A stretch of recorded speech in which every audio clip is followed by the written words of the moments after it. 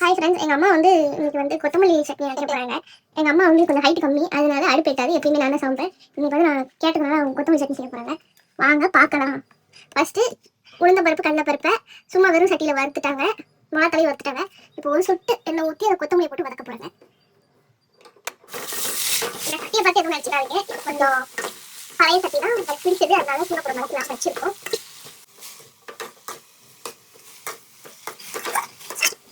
Actually எங்கள் வீட்டில் வந்து அடுப்பு தண்ணி ரொம்ப பெருசு தான். எங்கள் அம்மா வேலை ரொம்ப ஷார்ட்டு, அதனால கொஞ்சம் கஷ்டமாக இருக்குது. நாங்கள் வந்து ரெசிபி வந்து ஜெமினிட்டு கேட்டு தான் செய்கிறோம் அப்படின்னு நாங்கள் நினைக்கிறோம்.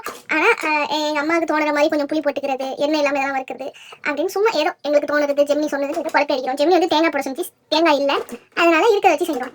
இப்போ எல்லாத்தையும் ஒன்றா போட்டு அரைக்க போகிறோம். ஃபஸ்ட்டு மிளகாத்தில் போட்டாச்சு, அதுக்கப்புறம் வதக்கிற கொத்தமல்லி, வறுத்து வச்ச உளுந்தம்பருப்பு கடலைப்பருப்பு போட்டு அரைக்க போகிறோம். குண்டு குண்டு இட்லி. இதுதான் எங்கள் அம்மா செஞ்ச துவையால், கொத்தமல்லி துவையால். டேஸ்ட் பார்த்துட்டு சொல்கிறோம் எப்படி இருக்குன்னு. இது நேற்று வச்ச தக்காளி சட்னி, நேற்று நைட் வச்ச தக்காளி சட்னி. ஆக்சுவலி இப்போ தான் நான் கண்டுபிடிச்சேன். இதை பார்க்குறதுக்கு நம்மளோட தேசிய கொடி மாதிரியே இருக்குல்ல, ஆரஞ்சு, ஒயிட்டு, க்ரீனு, ப்ளூ கலரில் எதுவும் இல்லை. இதை நடுவில் வச்சா